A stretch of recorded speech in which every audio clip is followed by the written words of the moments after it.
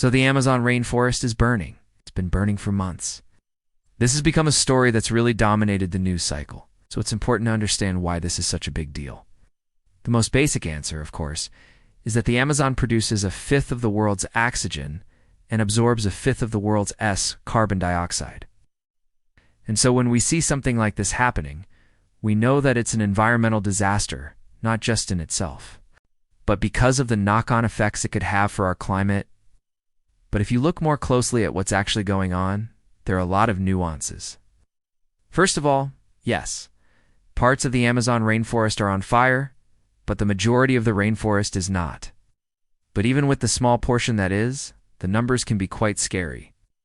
For example, there were over 72,000 fires recorded in the Brazilian Amazon in the first 8 months of 2023 alone. That's 5 times higher than the previous record from 2020. So obviously, these fires are having some kind of impact on the amount of carbon being stored in the forest. In July of this year, for example, scientists estimated that the Amazon had gone from being a carbon sink, i.e., sucking in carbon dioxide, to being a carbon source, meaning that it was emitting more carbon dioxide than it was taking in. But then by August, it had flipped back again and started behaving like a normal rainforest, sucking in more CO2 than it was releasing.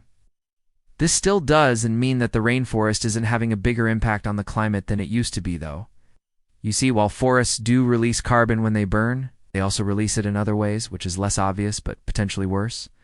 Basically, while trees are alive, they store carbon in their tissues, and as long as that carbon stays inside the tree, it's relatively safe from ever getting into the atmosphere and contributing to the greenhouse effect. But once a tree dies, whether from fire or disease or any other cause, that carbon is released back into the atmosphere either immediately or slowly over time. And this is what scientists mean when they talk about forests becoming a carbon source. But forests also leak carbon dioxide in other ways. Even healthy, living trees naturally respire, i.e., breathe carbon dioxide out as part of their normal metabolic processes. So forests naturally release carbon even when they're not burning.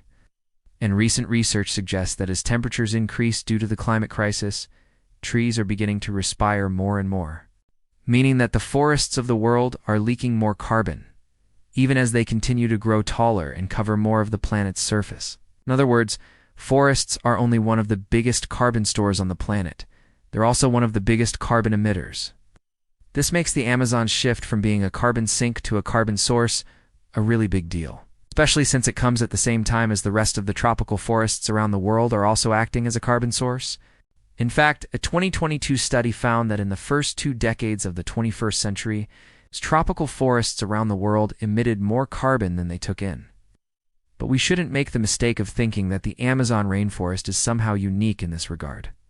The issue is actually much bigger than the Amazon. A 2023 paper found that the cumulative emissions from all the forests in the tropics during the same period were equivalent to nearly 8% of global anthropogenic emissions.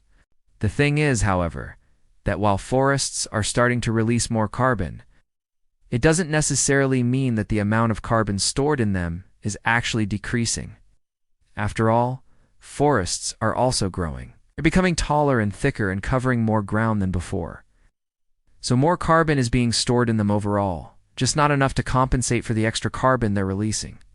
And in some regions, like the Amazon, that extra carbon waste starts to trap more heat near Earth's surface. It may sound counterintuitive given that we tend to think of deforestation as a good thing, because it means more sunlight reaches the ground and so the land would cool down. But it's not quite how it works. See, even though forests block some sunlight, the air within them tends to absorb and re-emit a lot of the infrared radiation that comes from Earth's surface. As a result, forests actually tend to keep the ground beneath them warmer than if there was no forest there at all. As a result, some research suggests that as forests get thicker, the land beneath them gets up to 10 degrees Celsius warmer, and a hotter environment can lead to drier conditions, which can make it easier for fires to spread. And so that means that even without more frequent droughts, the Amazon could become more prone to wildfires as it continues to warm. Now, if you followed the science news recently, you might be thinking, wait a second, didn't we hear about a similar situation in the oceans? Turns out that what's happening in the Amazon is entirely dissimilar to what's happening in the ocean. also breathes carbon dioxide in during the day when phytoplankton use it for photosynthesis and releases it back out at night. Similarly, the ocean also takes up heat during the day when phytoplankton use the sun's energy to grow and releases that heat back out at night. In the past, the ocean's biological pump kept more carbon dioxide and heat locked away, helping to keep the planet habitable. But as the ocean warms, the phytoplankton inside it start to respire more and more. And as a result, the ocean is now releasing more carbon dioxide and heat than it takes in. And like forests, the ocean can also release carbon in other ways too. A warmer ocean temperature causes the water to expand in volume, which pushes some of the dissolved carbon dioxide back out into the atmosphere. Now, the problem with both of these systems is that as the climate crisis worsens and temperatures continue to rise, we can expect respiration and evaporation to continue to release more and more carbon and heat, which could accelerate the climate crisis and possibly push us over the tipping points that would make it irreversible. But there is a way to help reverse this trend. Remember those pesky cows we talked about a few weeks ago?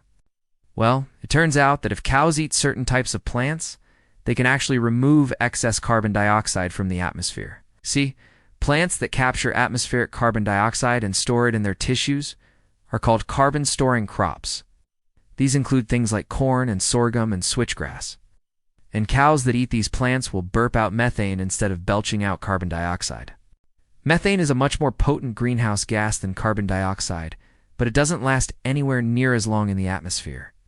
So by switching cows over to eating carbon-storing crops, we can reduce the amount of carbon waste they release, helping to pull carbon dioxide out of the atmosphere and reduce the amount of heat trapped near Earth's surface.